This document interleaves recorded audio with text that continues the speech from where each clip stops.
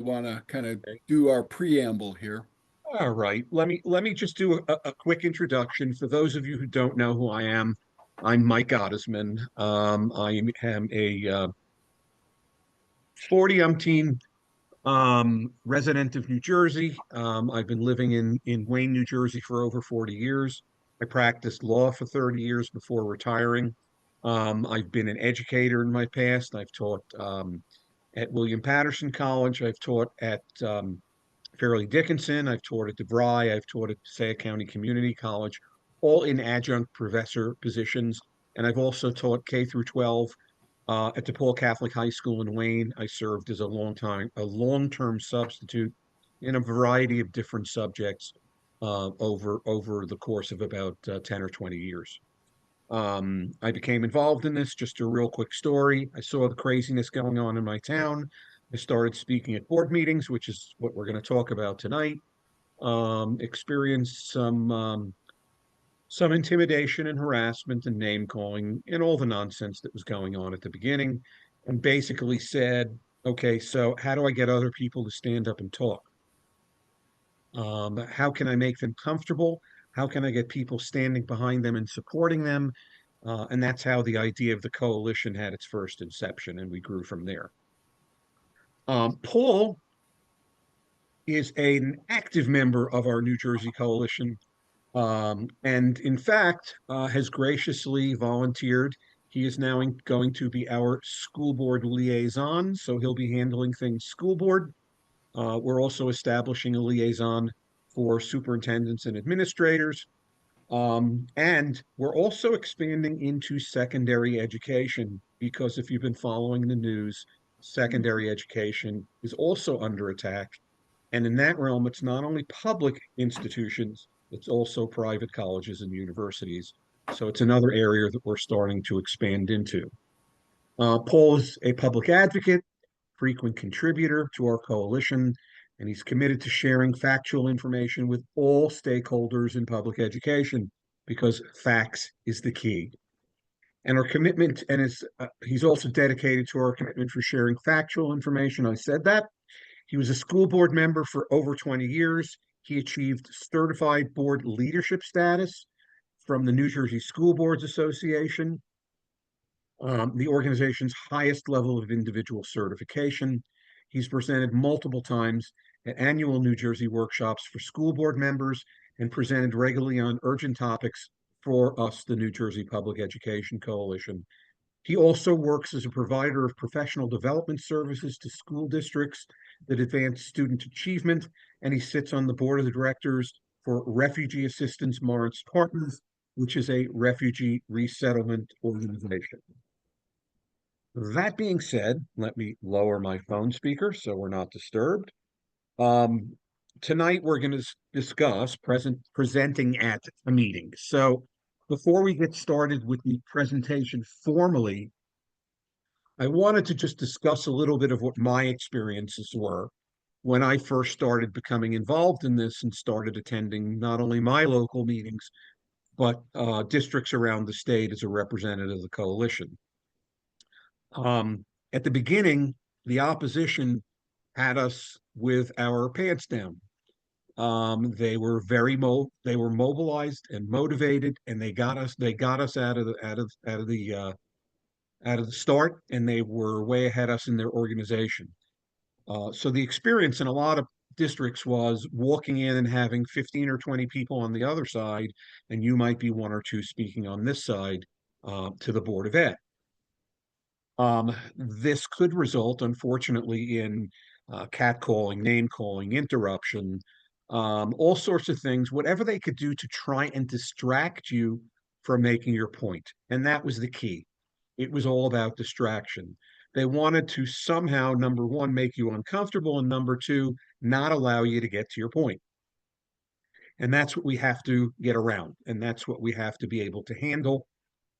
And we also need to know how to address members of a board in a manner that is not necessarily confrontational or accusatory, but in a manner that is going to reach to their logic and provide them with the facts of the situation in order to allow them to do what we're trying to do, and that's to distinguish the facts from the disinformation.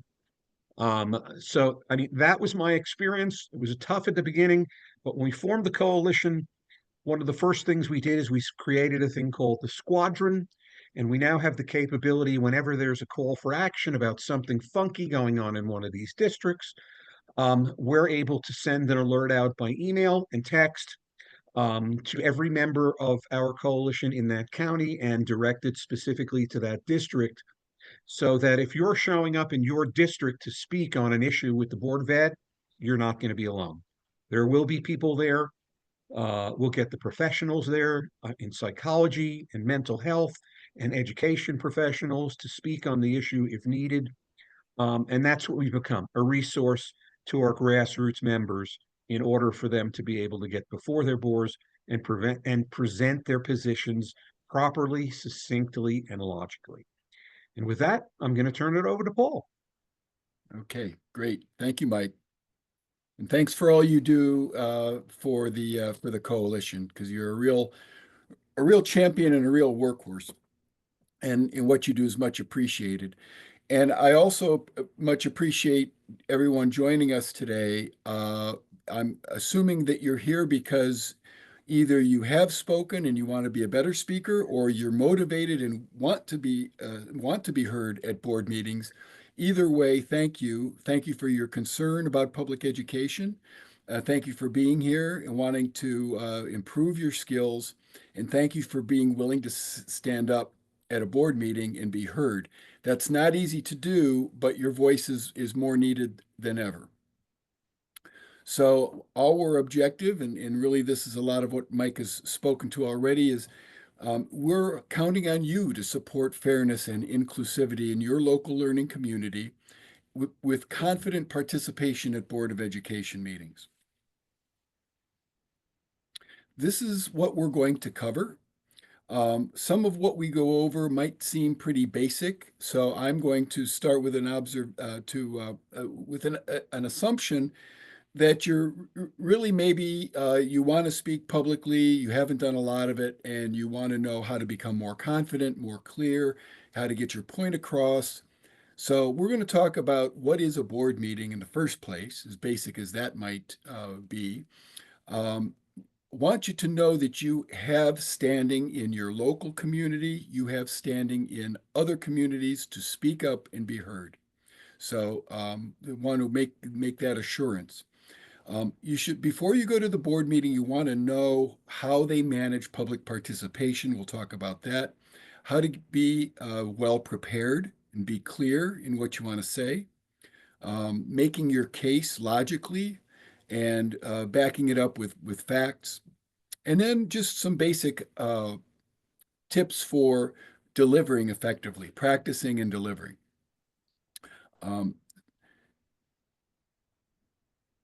So what is a school board meeting?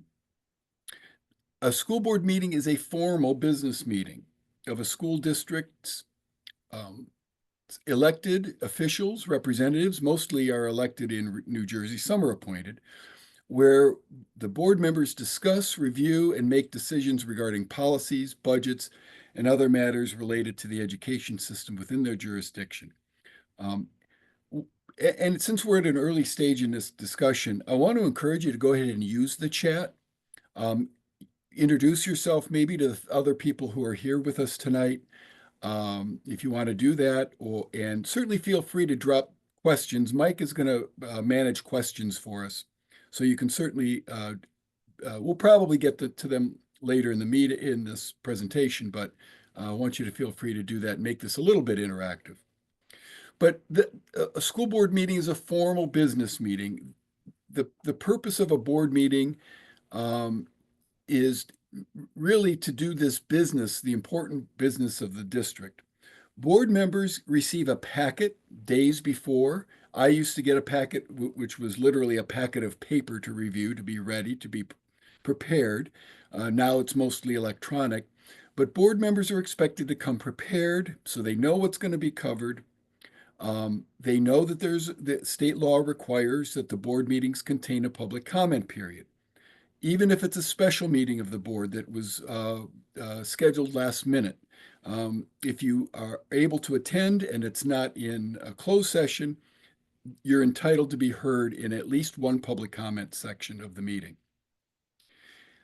However, boards are also allowed to establish reasonable restrictions on the time permitted because this is a business meeting and they want to get to business.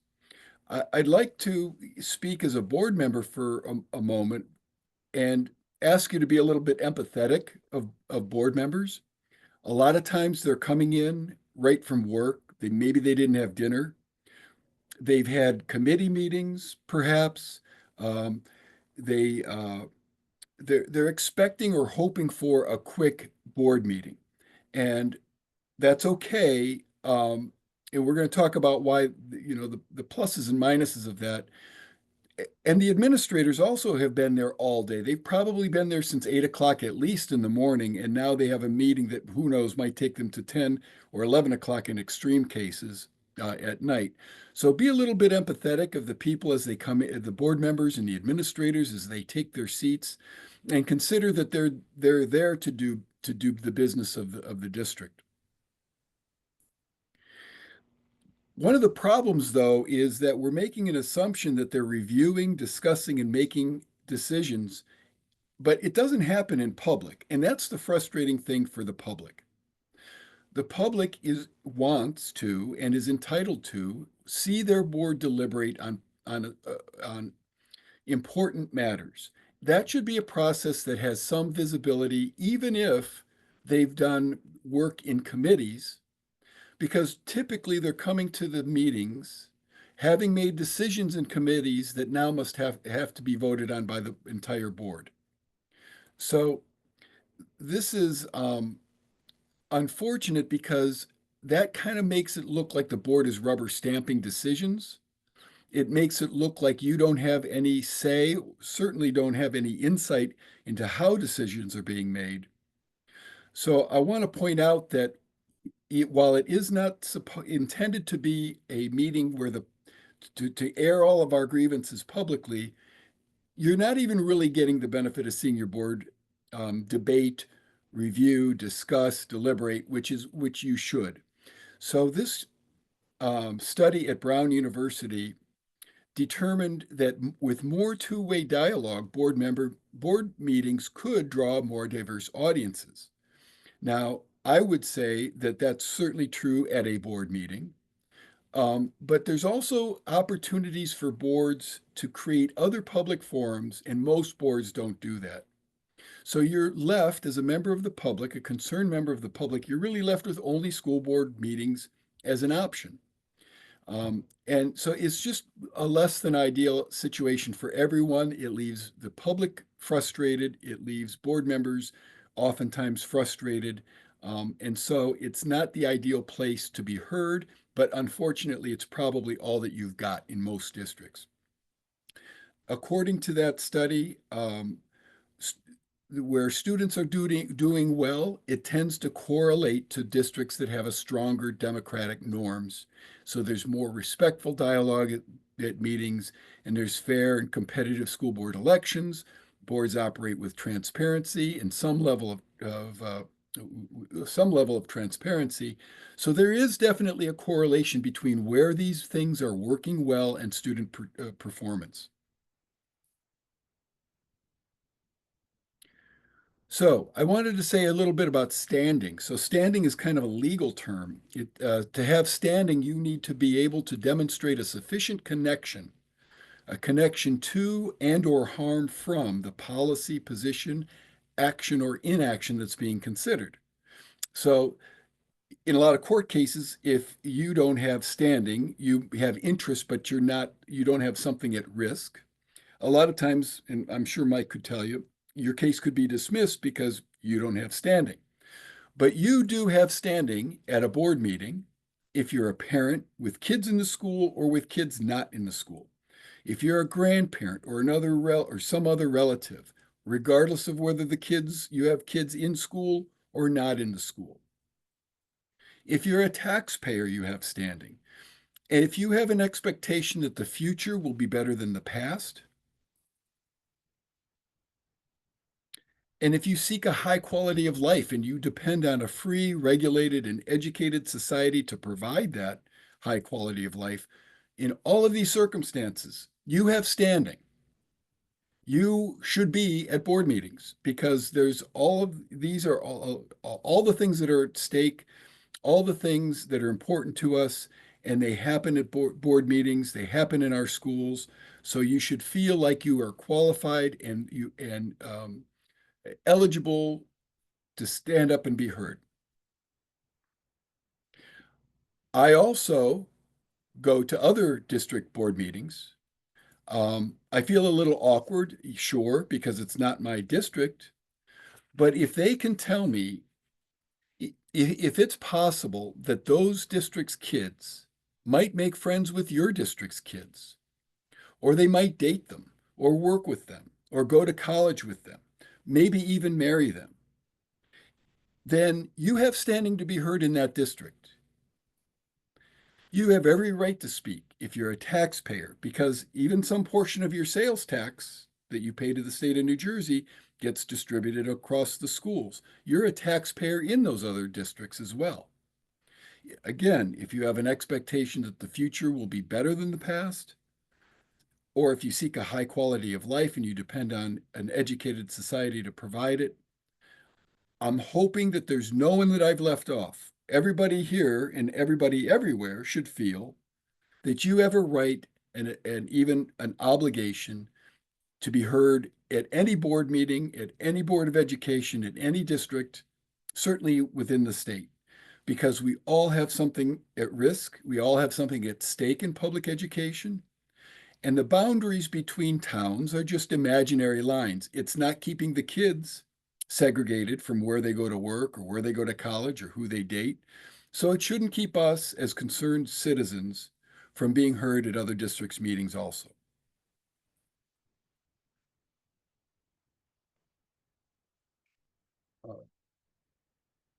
So again, you have a right to be heard.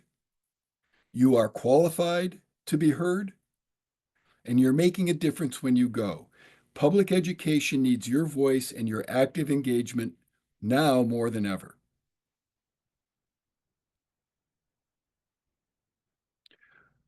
Know before you go. I want to talk a little bit about what you need to know about how your board manages public participation because it varies across different districts.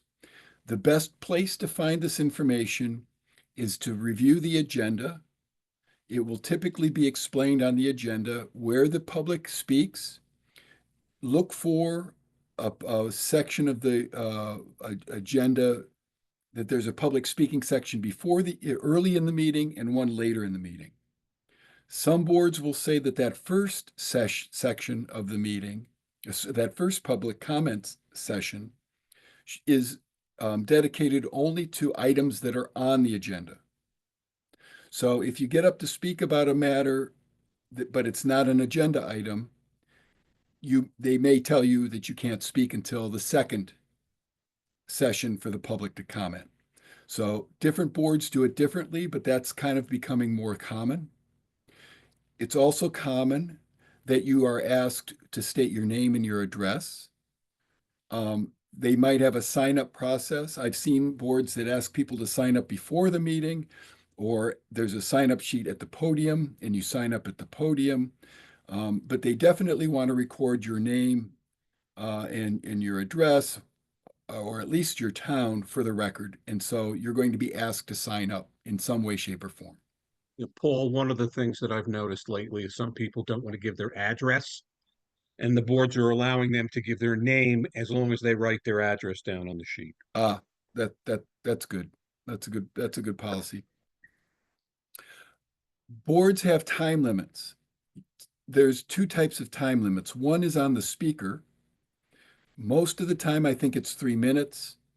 Other times it might be 5 minutes per speaker. Some boards are very strict with that, and they might even call time as you're talking. They'll tell you you've got 30 seconds left, which can be very distracting. Some boards are loose with it. Some boards aren't really keeping time. The other type of time limit is they can limit the amount of time for the public session.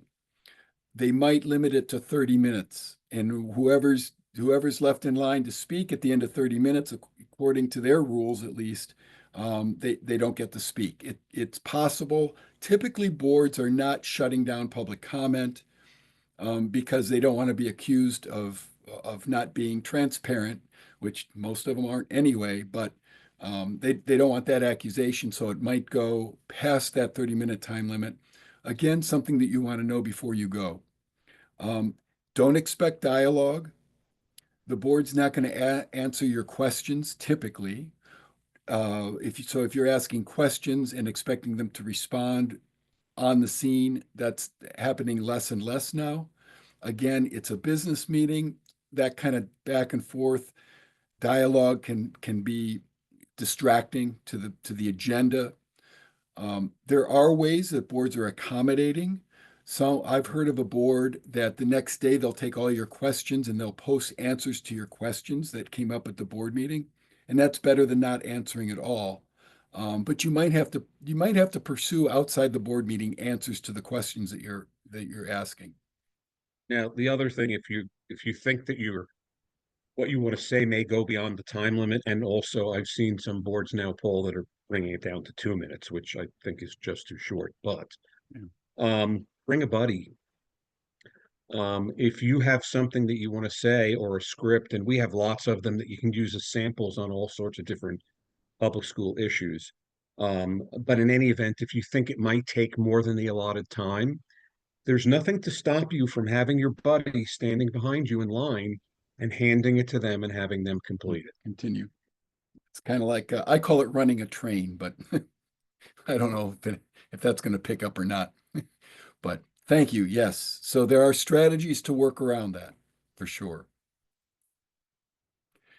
Let's talk about being prepared. Also, beyond just knowing how the board is managing their public participation, I'm going to suggest that what you want to say, that you write it down beforehand. Don't assume that your passion alone will help you get your points across, because when the time comes to stand up and say what you have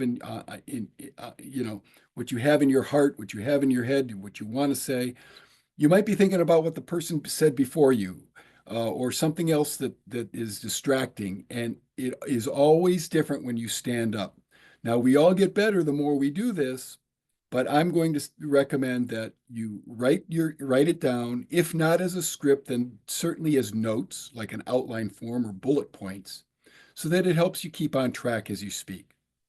I found that if it's a 3-minute time limit, I'm good for about 500 words.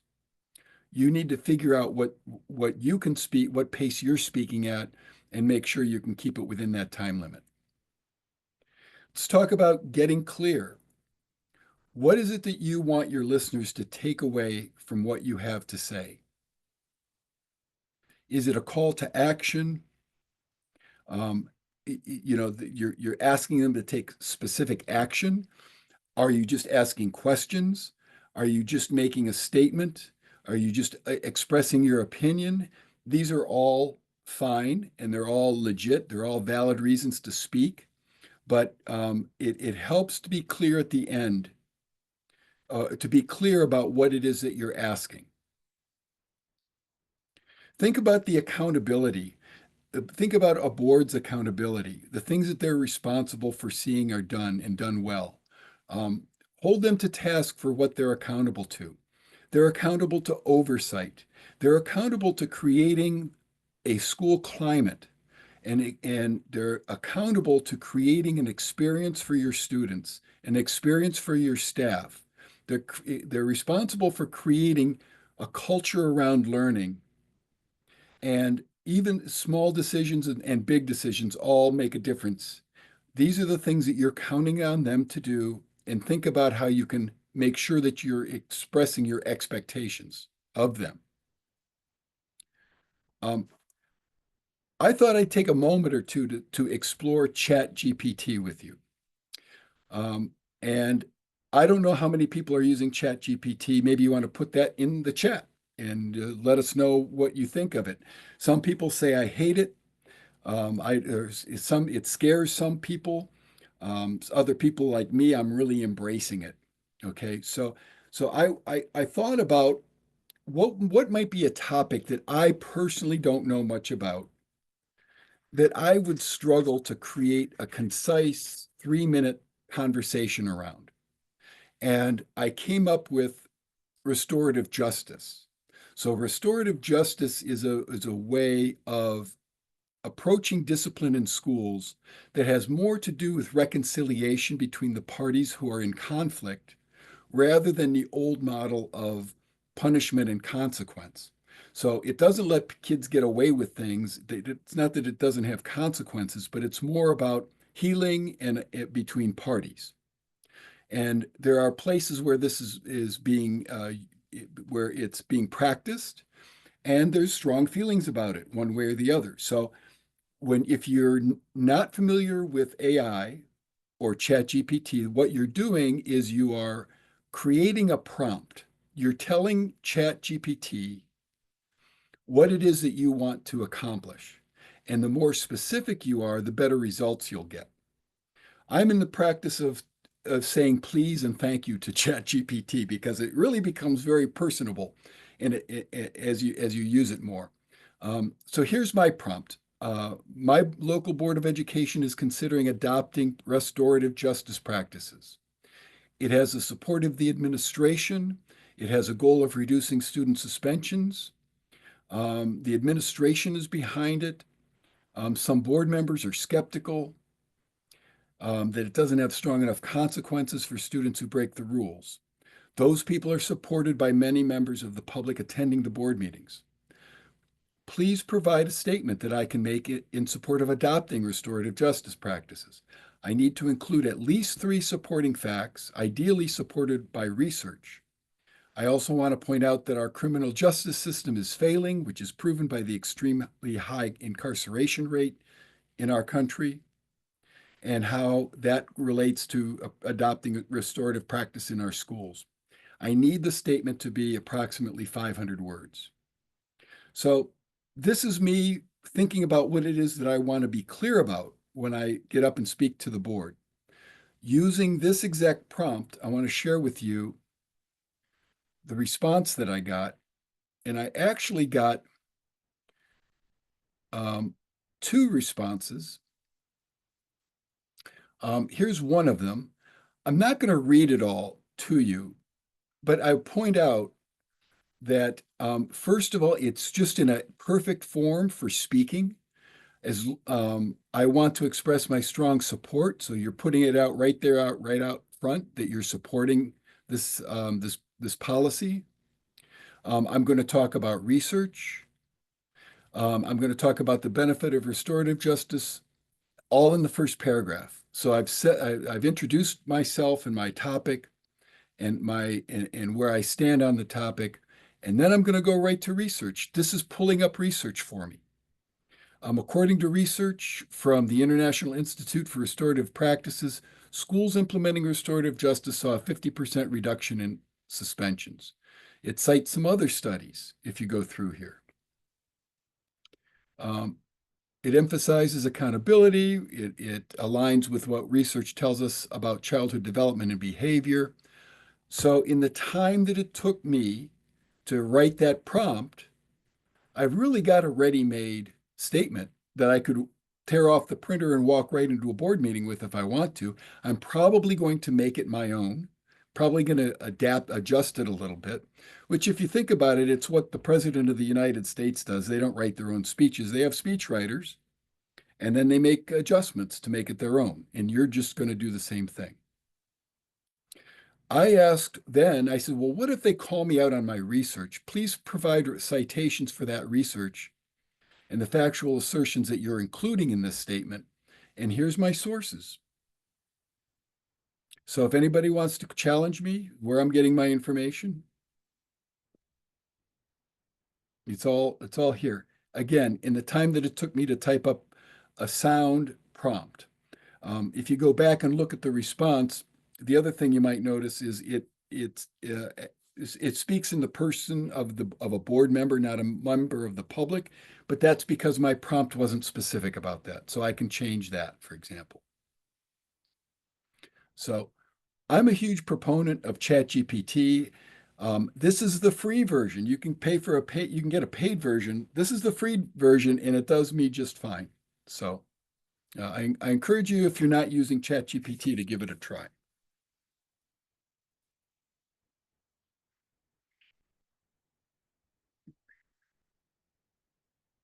So let's talk about public making your case. Again, there's some things that you want to support your statements with facts to the extent possible. Some things that you could pull out are district policy. In a lot of cases, board members don't know their own district policy. If you're going to go and talk about policy 5756 on transgender students, for example, board policies, district policies are on the website. You should really go read that and be familiar with it, because if you are, you'll probably be more knowledgeable on the policy than a lot of the board members, sad to say. Bylaws detail board operations and the role of the officers. A lot of boards don't run their meetings according to the bylaws because they just haven't become familiar with them. The board changes over time. So it's good to know about policies and bylaws, which you can find on the website. Also, there may be regulations passed by your individual district that apply to specific policies. So when you go through, generally, when you go to see what your board policies are, you're going to see a page that says board docs. And then under that will appear district policies and district resolutions, and you can search them by policy number to get the policy itself and then the regulations that apply to that specific policy. Thank you, Mike. Yep.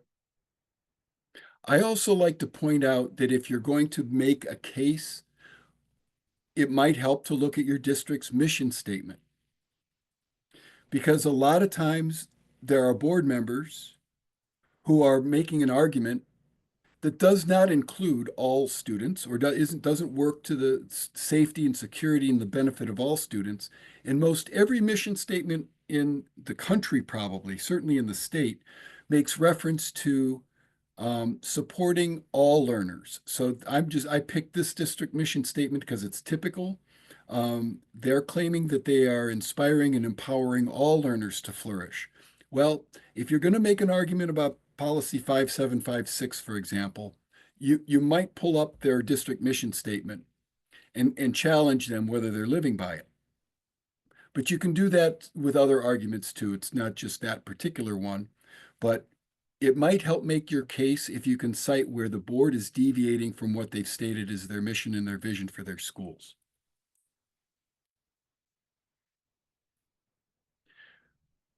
Maybe there are some news articles that you can find about how the same issue is being handled someplace else. Maybe that's just a Google search. Um, Maybe there's a sympathetic board member who can give you some, you can collaborate with the and understand their perspective and be supportive of a board member who is sympathetic to your cause, to your perspective. Um, Use your own experience. When have you been most proud of your school district? And tell that story. Because boards of education like to hear that they're doing a good job. So bring out some of the positive too. Bring out the good things that they're doing. And if you think that their policy is going to be inconsistent with their better days, inconsistent with their best practices, or inconsistent with what makes your district great, point that out to them. Point out the inconsistencies in their mission statement, their vision for the schools, and all the wonderful things that they're doing. And then I want to encourage you, when you have a written statement, that you've included all these elements to you're convinced that you're clear, you have a call to action, you're making your point. Stand in front of a mirror and practice. The most important thing you want to do is know the pace that you can go and still be within that time limits, right? So if you can't make your statement within that 3 minute period, the 3 minute limit, you're going to need to do some editing. So it's important to practice. As much as we say, well, I'm an adult, I can speak in public. When you get there, you'll be grateful that you had some extra practice.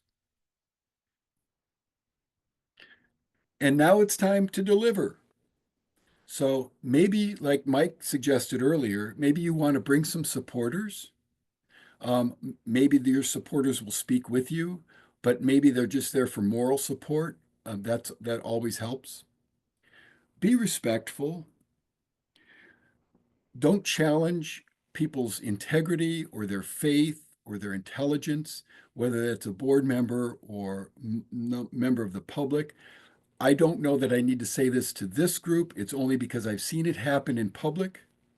And when you challenge somebody's um, any of these things, you're giving ammunition to your detractors. And now the subject will be your disrespect and not the points that you want to make. Again, focus on inconsistencies, things that the board has done in other circumstances that are inconsistent with the practice that you are either supporting or you're speaking against.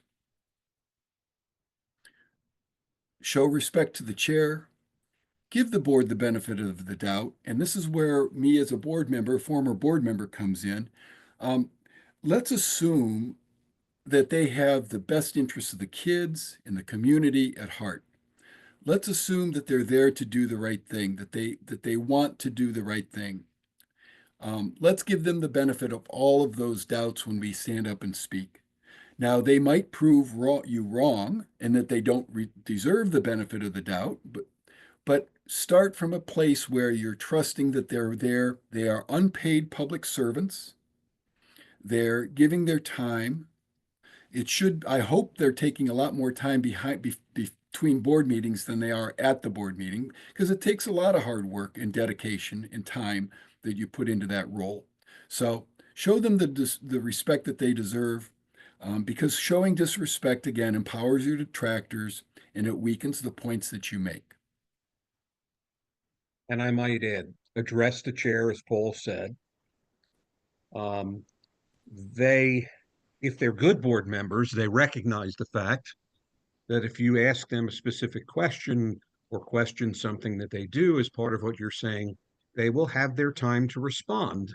And in fact, they will have their bully pulpit because it will be after you have finished speaking and the public portion is over.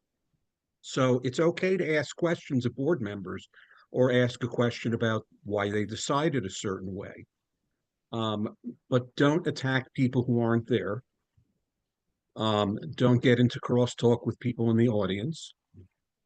If people begin to interrupt you or boo or whatever, stop, say to the chair, I would appreciate if the chair would allow me additional time to make up for the time that was taken by the outburst of the people in the audience. And you're entitled to it. And it's perfectly logical, and you can ask for it, and it's done in an appropriate manner. So if you feel like you're losing time because there are people in the audience who, let's just say, can't control their feelings when you're speaking, you can absolutely ask for additional time if you lost any. Yeah, good points. Yeah. I would also say don't don't single out individual board members. The board works under the understanding that when they're at the board table, they are one unified board, one unified voice. They might vote differently. Votes might not be unanimous, but when the board makes decisions, they are all invested in that decision. So it's not good practice, and the chair, the board president, should not allow you to address or criticize individual board members. But once you get up to the podium and you're ready to deliver, take a breath, remind yourself to go slow, just take a moment to compose yourself. Begin by giving eye contact. Look at the board members, maybe the chair or the individual board members. Say good evening. You want to prepare them to give you their full attention. Another great thing to do is to give a compliment. Maybe you just heard that that there was a report on improved attendance. And you might say something like, hey, that report on improved attendance was very encouraging. Congratulations to the administration and to the board for making this progress. or this issue is important. Thank you for considering the public's perspective. Um, we're all human, and we're all more attentive when somebody starts with a compliment, right? So it's kind of human nature. But think of a way to present yourself as one human speaking to others and appreciating them for what they do and for their accomplishments. It's okay to read if it makes you more clear. If you're reading, it shows that you gave thought and you came prepared. So if you think that it detracts from the points that you're making when you're reading, if it helps you be more clear, if it helps you get your point across, then it's okay to read. Don't make the case against yourself. Here's what I hear people do. They say, this is how I feel, or this is what I expect of my Board of Education. I realize the law won't allow this, or maybe I don't have all the facts, but I feel, or I know it's too late to make a change, but you're making arguments against yourself, but I hear people do this all the time. Make your case as though the law supports you. Make your case because you have all the facts. Don't detract from your argument or your position by giving them some sort of an out or allowance for not treating your perspective with priority and with the attention that it deserves. Paul, I Also, can give an example real quick. uh, We've all been dealing with policy 5756 across the state. And it is an issue that is filled with disinformation and misinformation and intentional lies and what have you. If a person happens to get up in front of you and is up there telling stuff that just isn't true, don't get up there and say the person before me is a liar or the person before me didn't tell things that were true. What I would say is get up there and say, I'm also up here to speak to you about policy 5756, and I'd like to tell you what my understanding of the policy is, what its purposes is, and how it positively impacts all of our students. Don't rehash what the person says, because if you repeat again what the person says, from a psychological standpoint, that makes it give even more impact in the mind of the person that you're speaking to.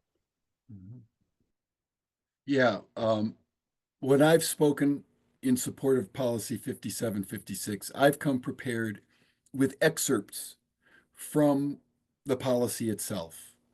It's also hard for other people to argue when you've got the actual policy and you're reciting from it. So yeah, when we say don't rehash, don't go back and talk about what somebody else brought up. You've come prepared now for 3 minutes or whatever the time limit allows. You've come prepared to make your case. Don't make other people's case for them, and don't say anything that would detract from the case that you're making. And real quick, another issue, which is also, in our minds constantly lately, diversity, equity, and inclusion. Now, you'll notice that people refer to it as DEI because people hear DEI and they don't know what it means other than the vilification that it's been getting in the media and everywhere else.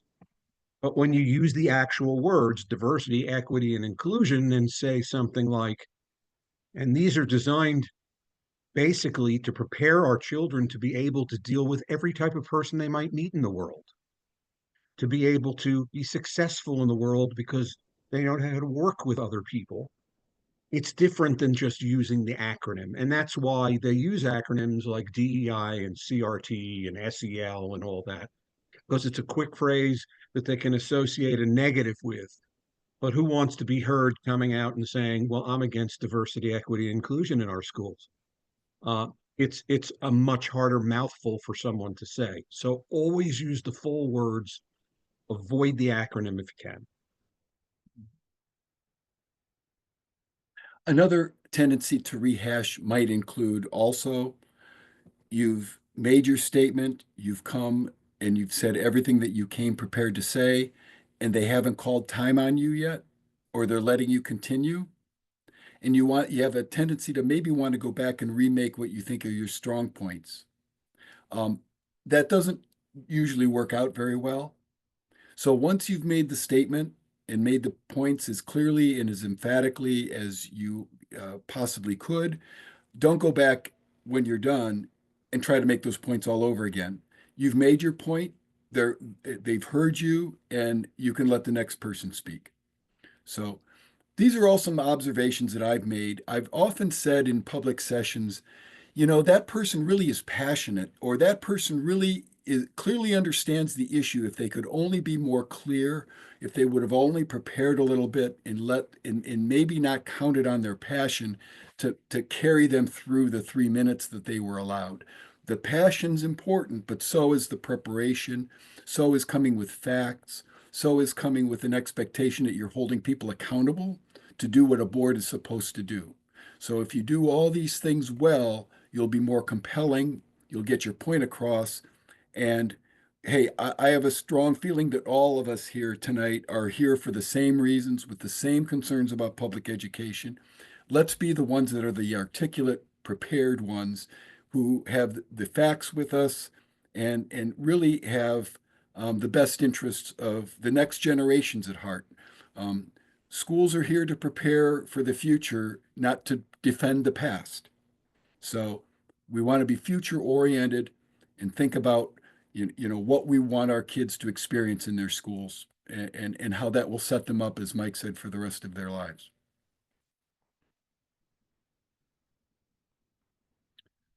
That's what I came prepared for to deliver. So here's my name.